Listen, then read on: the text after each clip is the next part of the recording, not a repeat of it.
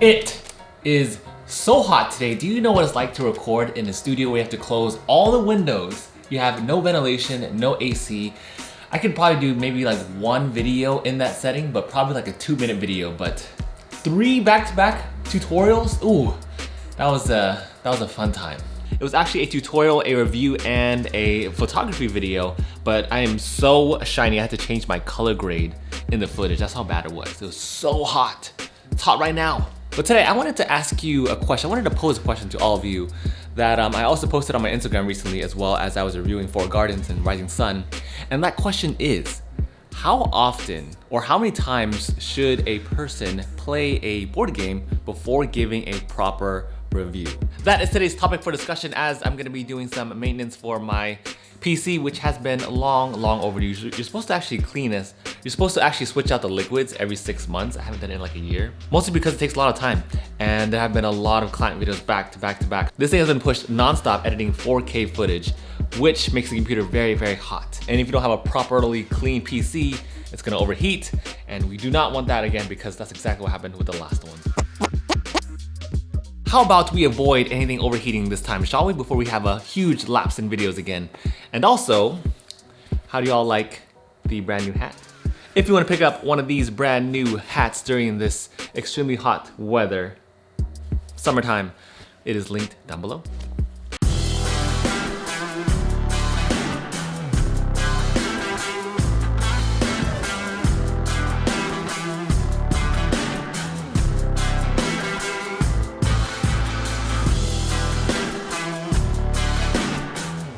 Just walked in. Luna. Hey, you wanna help? You wanna help? The sweet spot for me has always been around 3 games, and reason why is because the first game, it's never, I feel like it's never enough to review a game with just one playthrough. I get it on both ends. I get it because of the mass quantity of games that reviewers have to get through. But that one should be more so titled as what, actually I had a conversation with Sam the other day from Lord of the Board, and he mentioned a good point, which was, if it's a one playthrough review, then it really should be called a first impressions, because for us, when we play through a board game like for the very first time, I stumbled through it. I like stumbled through the entire thing.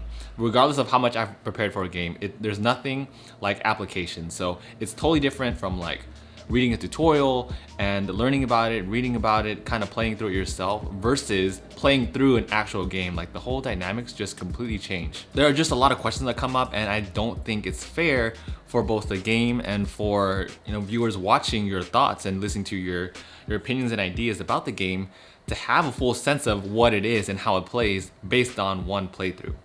That's my thought on it. But with the second one, I feel like your ideas about the game start to cement. That's when it starts to, right? The first one is you stumbling through it, kind of getting an idea for the game. The second one is more so, okay, I think I know how to play this game properly. I think I know what to strategize and what to capitalize on. The third one really cements all your thoughts in. And sometimes there is a lot of room for the third game for you to not only cement your thoughts, but to come up with new creative ideas. Maybe there's a different approach to the game that you didn't think about in the first 2 playthroughs. So ultimately, the more you play through a game, then of course the better your review will be. And you can tell whether or not someone's played through a game once, twice, 3 times, and so forth. But 3 is usually the bare minimum. I typically don't review games that I don't like because, again, that's no fun. Unless it was a game that I wanted to like. So I don't want to make assumptions based on everyone watching this video right now, but I'm curious to know, would you rather see more games being reviewed, or would you rather quality reviews be pushed out instead? So would you rather see like 10 brand new games reviewed in a month, or 3 games that were played extensively for a month? I don't know. What would you rather see? If you've watched this channel for some time now, then you know my stance on this, and it's ultimately going to be quality over quantity. Honestly, from like a content creator standpoint, I feel like it's more fun that way because you have something else to look forward to, like something that kind of builds up instead of reviewing a brand new game every single day. I feel like reviewing games once in a while gives you more time to just think about it. It leads to like more interesting discussions overall. It's more fun because there's that build up. It's like you've gone through this story, this arc with the board game, and then now we move on to the next one. So here's the scary part. I had to change all of this fluid. This basically cools down the computer. Honestly, my computer doesn't really need this. It looks cool. That's why I put this whole liquid cooling system in the computer, but in reality, it doesn't need it. However, The scary part about this is that when you change it out, it's going to spill everywhere. And especially me being a noob the first time building a PC, I didn't really wire it or make the plumbing proper in terms of a drainage, so it's going to spill regardless. We now need to pray and make sure that my PC still works after all this cleaning. So it's no problem. We're just gonna stuff everything with napkins and paper towels, and we're just going to make sure all the important stuff hopefully doesn't get too wet. You know, just messing on the PC makes me want to build another one again. But there's actually supposed to be a little valve here. This is the drain system you're supposed to have for it. It's supposed to be inside your PC.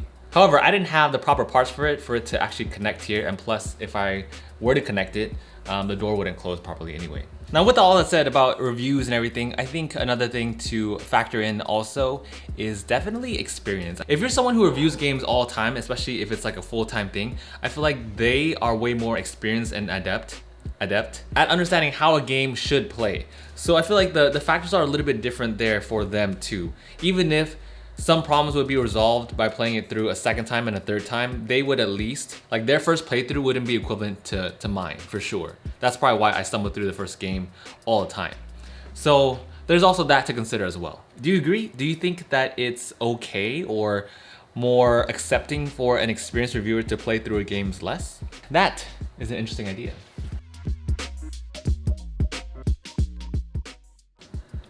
See, if I did proper drainage, all of this would be gone as well, but it's parallel, so of course it's not gonna go down. Didn't think about this little thing called gravity when I made this. But yeah, going forward in my reviews, I definitely want to disclose both the player count and how many times I played through a game. I feel like that's important information. I feel like it's useful to hopefully someone out there. Let me know if that's something that you'd like to see as well. I watch a good amount of reviewers too, but I actually don't know anyone off the top of my head who discloses that information, and I feel like it might be important for everyone to think about, at least going forward. If you do know anyone though that does tell this information all the time, let me know. It is true though, I think it's really important information to know how many people you played it with and how often you played it as well. But I feel like games can be so drastically different playing at 2 players versus like 4 to 5 players. That's a totally different player experience. And if the reviewer doesn't tell you, then you're never gonna know who it's intended for, because most of my plays are at 2 players.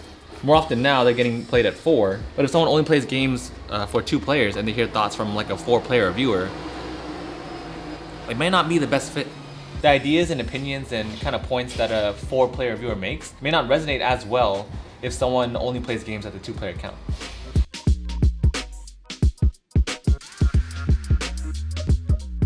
Okay, now we just let it run for a bit, get rid of all those bubbles, but thanks for joining me on yet another vlog. If you want to pick up one of these brand new hats, they are linked down below, have a ton of different colors. Help support my channel, help support me, and hopefully you like the design.